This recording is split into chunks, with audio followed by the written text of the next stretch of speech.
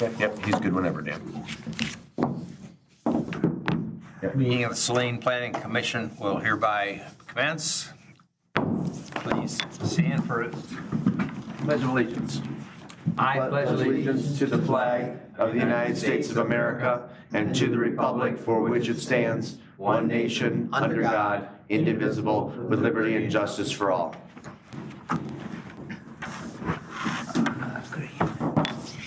Will the secretary call the roll? Is absent. Carroll. Fosdick. Here. Marl, excuse me. Herbaugh. Here. Heft. Here. LaForte. Also, Chris Aiken is here. Is there a motion to approve the agenda?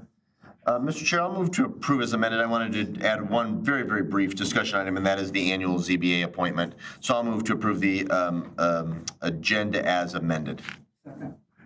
All those in favor? Aye. All opposed? Motion passes.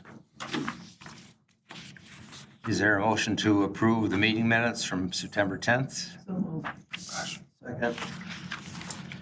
All those in favor? Aye. Opposed? Motion passes. If there's any public comments, you may address them at this moment. Seeing no one present, we'll move on. Public hearing, 2510, application from the Saline Area Soccer Association. No. Yep, you're, I'm sorry. Nope, I apologize. You're all good. You're just right there. I apologize. Nope. New business, election of officers. Is there a motion for a chairperson? Mr. Chairman, if there's no objection from our current slate of officers, I would move to elect the same individuals in 2026 that served in 2025. So that would be Young as chair, Carroll as vice chair, Fosdick as secretary, treasurer. Second. All those in favor? Aye. Opposed? Motion passes. 2025 annual report. I can make a motion to, unless I hear any objections, I'll move to accept without conditions, and hopefully there's a second so we can hear from Mr. Atkin, Director Atkin can give an update. Support. I'm sorry, I was writing. No, I move to accept your report without without amendments or changes. I think it was seconded by LaForte, and just wondering if you could make a brief comment for the commission's benefit. I did the report. Oh, you did the, excuse me, Danica. That's okay. We had one final site plan application, one zoning map amendment, one zoning text amendment, 3 special land use applications, and the PUD plan unit development was the same thing as the final site plan, which was Ridgewater. Other than that, no site plan changes, no extensions, no sign exemptions. A motion's been made and seconded. Support. All those in favor? Aye. Opposed? Motion passes. Discussion. 1080 East Michigan preliminary site plan. Okay, so this was scheduled to come before the Planning Commission tonight for preliminary site plan review. However, there were some issues in the site plan that I was not comfortable with. Some which were setbacks, others were parking count, and just certain aspects of the layout. So I have been in conversation with the designer of this. I sent him 5 pages of notes the other day of things to address and where they would be shown. So I know that the printout that you received is small, so I have it on the screen here in front. Right now, my computer, I'll just walk through some of the areas of concern. Get it up, excuse me.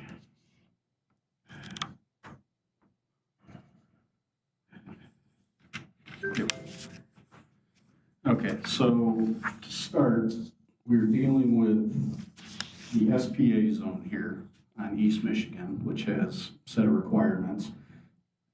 We also have the East Michigan Gateway Corridor, which has another set of requirements. And we're also dealing with the Sauk Trails Declaration of Covenants and Restrictions, which some of their requirements are more restrictive than the ordinance, some are less restrictive than the ordinance. So there's a lot that's happening here. So to begin with, the setback, standard setback for the zoning district is 50 feet from the right-of-way. The declaration also states 50 feet. The gateway corridor is 100 feet. So there's a few easements along East Michigan Ave here that they're dealing with, and the 100-foot setback line. Switch screens here, hopefully. The 100-foot setback line is about right in the middle of these parking spaces that are parallel with East Michigan Avenue buildings. There we go. So I've kind of outlined these here. So this is where it falls. Now, in addition to the declarations, there cannot be any parking. The parking can be available anywhere on the site. However, parking cannot be within the buffer or the setback. Now, these are about, say those are 20 feet, so they're about 10 feet within the setback. This over here is in the setback. I can deal with that. I do have them removing this entire area of parking and designate that as deferred parking, because right now there are two buildings with 2 units each. Each building is 4,000 square feet. Each unit is about 2,000 square feet. The buildings on the right, the outer buildings on the right-hand side are both drive-through, fast food type buildings. The other ones, they're not sure, but they're going to set those up for either a restaurant without drive-through or retail. Those are 2 different parking calculations. So they put an excessive amount of parking out there in the event that all 4 units serve as retail. They still don't know, so I requested them make some deferred parking. Let's take this one out on the east side, so that one will be removed. I could probably get one up here, remove 2, that would be in the front, and then, these parking spaces across the front at the 100-foot setback line, half in, half out, are no further in than what the vacuum spaces were provided over at the car wash. This yellow line here is a 60-foot wide DTE easement. There's been a lot of back and forth with DTE. They did not want them to build in there. So right now it's just going to be for driving. Now this lot down here, before I go too far, this is lot 13. There's language in place for the sale of the property when it was sold 5 years ago. They're interested in purchasing that property now to put 4 more, I think there's 14 condo units down there, 4 buildings. Now starting down here, the declarations, this will need to be rezoned to SPA to allow for the residential use. It's already gone in front of the Sauk Trail Committee approval for the uses on there. But the declaration, their side and rear yard setback is 20 feet or the height of the building, whichever is greater. Which leads us to another problem. These buildings, from ground level to peak, are 32 feet high. The declaration states nothing can be over 30 feet tall. Little less than a year ago, we amended the definition of how building height is measured from ground level to peak, whereas it used to be ground level to the average distance between on the roof line, on the gable. That has not been updated online in the zoning ordinance, so they looked at the existing, which is the old measurement, and the measurement per what the old requirement was is 25 feet as measured that they showed, even though now it's 32 feet. So it's kind of a gray area, and because it's not at the fault of the designer, admittedly, I didn't provide them with this new information. It wasn't brought up, so there was no concern to me. For they're meeting the R3 standards, the height for R3 is 35 feet. So again, what they're permitted is less than what is permitted in the underlying zoning district, what it would be. So my request is to allow them little leeway for 30 feet.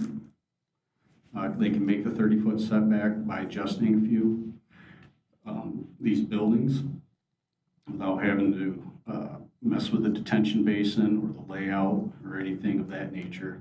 They're still at about they're 20 feet right here, and they're willing to move it up another 10 feet if based on building height, which would it's a 2-foot difference between what they have and what is permitted. They meet all the setbacks down here. This one has to be at least 50 feet. Or excuse me, this one has to be 30 feet also. They didn't meet that to begin with, so this is just going to take some rearranging of the buildings and number of units. They might lose 1 unit, depending on what is acceptable. They do have another easement down here that is overhead utilities. There's a storm sewer easement that runs, that bisects that little portion there. And down here, there's another 60-foot wide easement that is city utilities. There's water, storm, and sanitary that run in there. They got permission to go within 10 feet of, or in 10 feet from the overall width of the easement, since all the utilities run within 20 feet of this property line.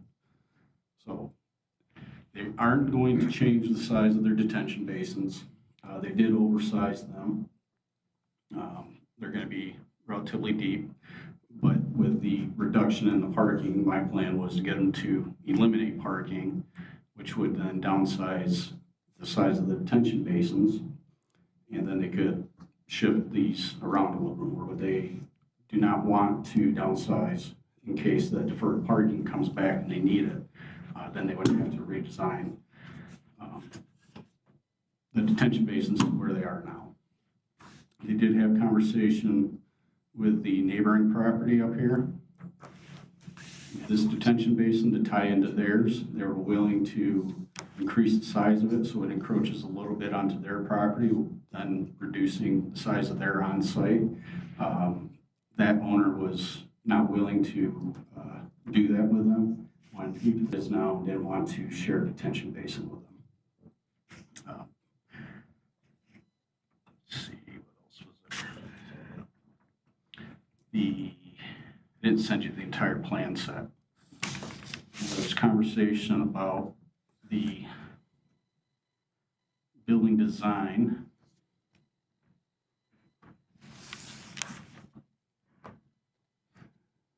Crap, I don't know if it's there. I'll have to pull up a different one. They did give me, they sent in the elevations.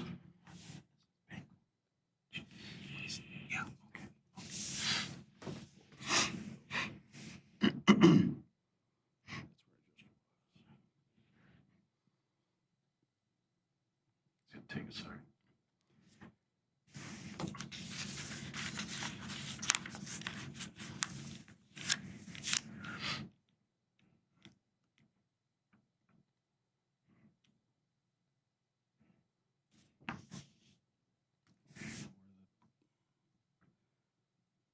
I'm sorry, got too many.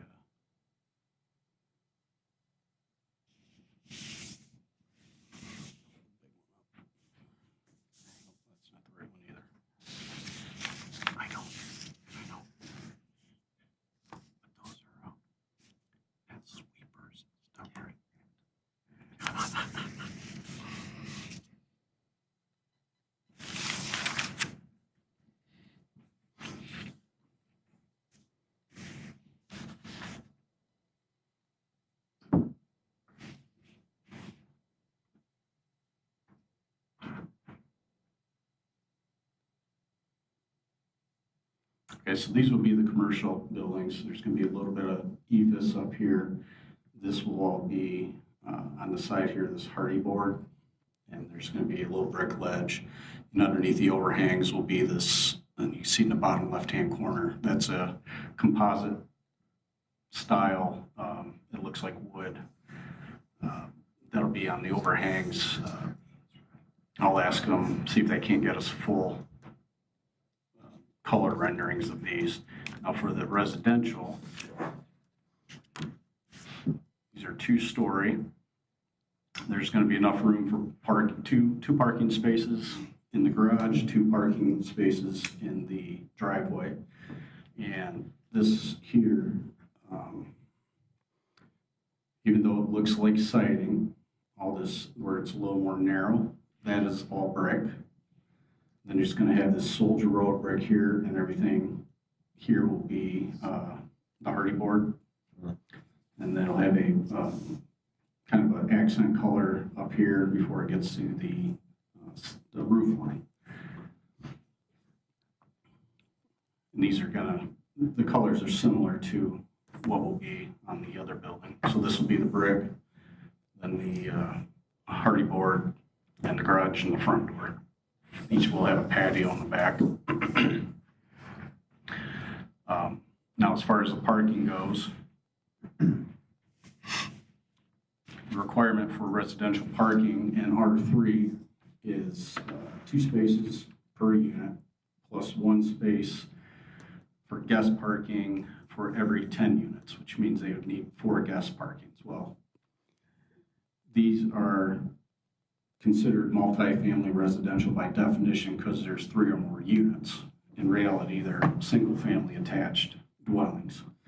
So they asked, instead of providing off-street parking areas down, like putting a little parking space down here or over here, that they just be permitted to have the count be 4 parking spaces per unit. So I recommended that they place no parking signs on the road because it's only 25 feet wide. These will be private roads, so the city will not be maintaining them. They're working on, there's already an easement here for access out into the rear of the hotel, and they're working on an easement here just so that they can keep commercial traffic separate from residential traffic. We tried to get the neighbor to the west to allow them access into there. The only way he was willing to do that is if the city took over all Hopper Ave, coming from East Michigan, the other entrance, and then everything that goes between the restaurants and the shopping center there. We do have engineering looking at this. I'm kind of having them do that outside of us looking at the requirements for the detention basin. The engineer that designed the detention basin has worked with the county, has worked with the engineering consultants, so they're getting all that hashed out. But on the final site plan, I'll make sure that they provide all the calculations and the agreement or comments from engineering. So that's kind of where we stand right now. I did talk to them about eliminating the left-hand turn lane on Michigan Avenue. They're not willing to do that. I don't think legally we can say no. It's not our road, it's not our right of way. I tried to convince them to relocate these buildings, but with the way the parking and the easements, it's difficult without sacrificing a lot of parking in the actual flow of the traffic throughout the site. So I'm just looking for some feedback that I can provide them, mostly for how we're going to account for the building height, since they were looking at old ordinance, and which then would keep their setback at 30 feet. I did talk to them about the gateway. They're going to put some berms in there. They're going to continue the sidewalk connected between the east and west properties. They're going to put in a fence that match everything to the west there, or excuse me, to the east. I haven't done a landscape count yet, but they are going to provide that at some point. But just looking at it, one of the drawbacks is down here, they can't put any trees in because of the overhead power lines that run along that. So there's going to be, not sure what these shrubs are that they're putting in, but they're doing what they can to create some sort of buffer in between there and the existing industrial site. So, comments, questions, suggestions, some absolute no's. Can I ask, what is it looks like there's an existing drive on the opposite side of where what is that drive to? Is that the Tractor Supply? That would be to like the Ford plant. Oh, it's okay. Yeah, you're All talking on the north side of Yeah. East Michigan. Yeah. So, okay. This one up here, yeah. Because I was trying to figure out, like, it's already bad enough for, like, people turning left out of the car wash with, right? So I was wondering if there was a way to, like, maybe get the car wash exit to be able to sort of dump into there and maybe a light. I don't know I can't envision what that looks like, but if there's things on both sides directly across from each other, maybe it makes sense for to put if there was the ability to put a light there, and then the car wash traffic coming out could go there too, instead of coming out from that other driveway and I'm going to suggest that, in the drive-through area or where they exit, that there's signage for them to turn right and then go through the hotel parking lot. For anybody who wants to turn left to go down to the stoplight at Industrial Ave. Whether or not they do that, it's left to be seen. But we can suggest that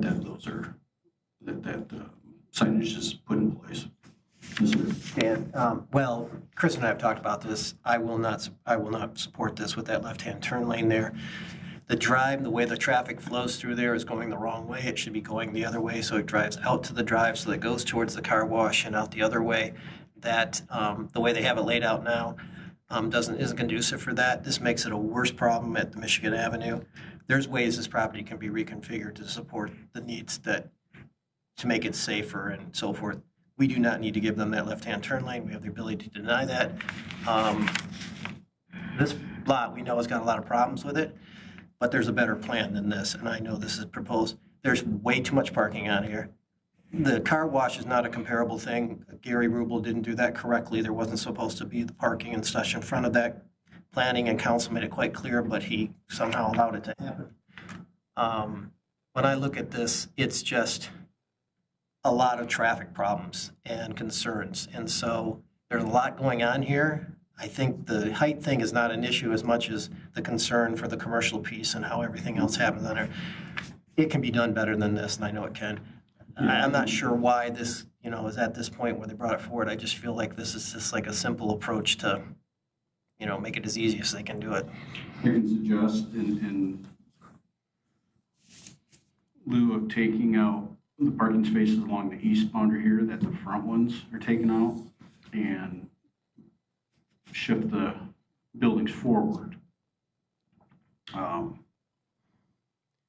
the goal should be at putting the buildings more towards, we're making more of a walk community and everything, and this was supposedly kind of designed differently. We're still applying what would be an industrial approach to what is commercial and residential now, and so how to phase that in and make it differently. Are there any common areas for like playground or any of that nature for any kind of amenities for any of this in the residential areas? No.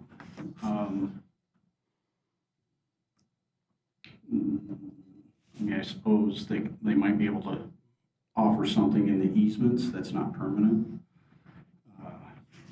But And a sidewalk that allows you to walk through the whole. yeah, there's sidewalks up front both sides of the building. I could request a sidewalk placed somewhere here that would connect the commercial with residential. Because there should be the flow from the hotel and all of the commercial businesses that walks all the way over to this. There's just a lot more that needs to be considered in this to make this a viable living community, but also a commercial community that links everything together. Yeah, I can play around, manipulate this a little bit. And I started doing it a little the other day with the residential building layouts, but I can scale this to provide options, preferable options, if they want to get this through.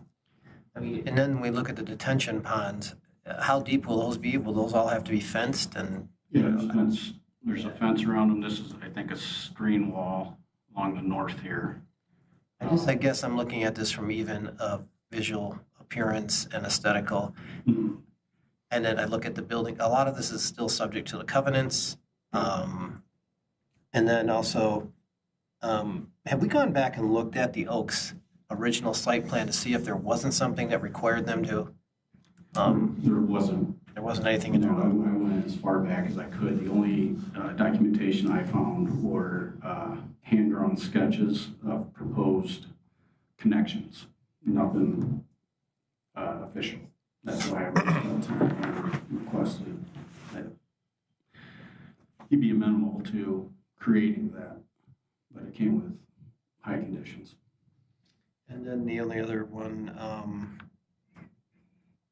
I guess, when you were mentioning some of the height thing, I'm not so much as a concern. I mean, and that was our mistake by our staff not updating that information properly on the city website. So when we look at this, we made considerations for the hotel and such, except those made it taller. I think this one's trying to make it more attractive. So how we approach that should be something, I don't know if it's going to need a variance, but is this sort of a planned development, or does it require some type of variance to do that kind of height thing? There are a couple of ways we could go about it. Now, with the declarations, the declarations would have to be amended, and amended through all parties involved that have stake in the business area. So that would be the car wash and hotel, Ace, Gateway Plaza, and actually the entire site. From the west property boundary to industrial, and from East Michigan Ave to Bemis Road is all part of those declaration. So everybody, that is falls under that, has to be agreeable to it. The other option is the builder can submit for some reduction of the requirements. Then it has to be recorded, but those reductions would only apply to this property, not all of them. Go ahead. It seems like that would be a more amenable way for this development, because you're never going to get everybody to agree. Not likely. All Not right. likely. There's no, again, dealing with a couple of different layers of requirements here. So I didn't see anything where that gave the planning commission the authority to allow some concessions. Whereas like for the parking, the city can permit a reduction in parking if it's unnecessary. They were like a big box store, they're sea of asphalt and they're rarely ever full. So if meeting the ordinance requirements is excessive, planning commission could allow for something like that. Whereas the setbacks based on, in this case, based on the height of the building, that would either require the amendment or a variance, and I'm not comfortable them going for a variance. There are unique features to the site because there are so many easements that they have to contest with, but I could still see it being a self-inflicted hardship because they're trying to maximize the, We allow variances for almost every not as of late. Not as of late. well, in the past. I recall. So, I'll talk to them about that. They did raise a question about a variance. I wasn't overly enthusiastic about, or, saying, yeah, go ahead, I see this being a select off. But since it's a new build, I couldn't imagine that it would get favorable reception. What is your feeling about these detention ponds being so large? They made them, this meets all the requirements for the capacity based on the impervious surface. They made them deeper just for the sake of space, and this Vortec thing, when I spoke with the designer, they will contain water to a certain level. They're considering, especially in this bigger one, to put some sort of fountain type system in it to keep the water flowing, and then for aesthetic purposes. But I don't, other than fully underground, which isn't going to really free up a whole lot of space for them. It'll just still be like, they wouldn't be able to build on top of it, and they'd only be able to possibly pave over it. And would they be allowed parking on top of an underground storage facility? Yeah, but not that it's our problem. The expense on those is significantly more. I know we've done that on other developments in town, so it'd be interesting to see if that could not be considered. I mean, that would solve a lot of the problems of moving stuff towards it, parking, and getting it off of the street instead of making it just another sea of parking like the former Ford property. Mr. Chairman, if Mr. Gearboss concluded, can we stick on the detention ponds for just a moment? Do you have any insight as to why they were unable to broker an agreement with one or more of the adjacent property owners to connect into the existing detention ponds? Because that was part of the genesis for our meeting, I believe, this past summer or spring, to try to develop some consensus and cohesion amongst the adjacent property owners, but combining the detention ponds would be a tangible benefit for this particular project. I know that the owners of Zippies was not favorable to it, one, because it's at capacity for that site. Okay. Two, he felt that it would be a hindrance if he someday decided to sell the property, because there would be a shared agreement for that. And he also mentioned something about expansion, which I didn't understand. Yeah. This is, I received this from, somebody who had a direct conversation with him. Yeah, okay. Yeah, the expansion, I don't understand, because anything expanded out there would have to increase the size of the detention. Now, for the one behind the hotel in Ace, Yeah. That might be the same reason. It's not big enough, and there's really no room other than if they cross that shared property boundary. That would be the only way to expand, because it's private property south of there. Yeah, okay. Chris, can you educate me a little bit on detention ponds? How are they emptied? We just let them? They have an overflow in them. So if you see a detention basin out there, a lot of them will have these yellow cone shaped, and that's so high above the bottom of the detention basin. So it's a controlled release. So once it fills up, then it starts to infiltrate in there. So it doesn't overload the storm system. And they're designed in a way that some of the water will actually infiltrate in and filter itself out through nature, and then everything else will evaporate, infiltrate, or go down the pipe. So most of it goes to the wastewater, the storm water. More, yeah, it's possible. I mean, Tributary. Right. Just two more comments, if I may, Mr. Chair. At first blush, I would concur with some earlier statements. It seems like we have an excess parking adjacent to US 12, and aesthetically, I don't find that appealing, nor do I think the amount of parking is necessary. So I think some additional landscaping would be beneficial there. To the point about a community gathering space or a little park or play area for the young residents of this neighborhood. I think that has some merit and value to it. And again, from the visual that I've been provided, it seems like there could be space there adjacent to the easement that runs through the back of the property, dividing the 3 units to, what would that be, the west, and the 3 units to the east. So just another comment, perhaps worth articulating to them when you have a follow-up conversation with them later this week or early next. Yeah, there's a lot of easement space throughout there, especially with the city easement that's in total 70 feet wide, 60 feet on this property, 10 on the other. That, again, if nothing's permanent, those structures are built on there other than maybe a playground or just an open area. Yep. I don't see that as being something that'd be difficult to overcome with some sort of agreement between their association and the city.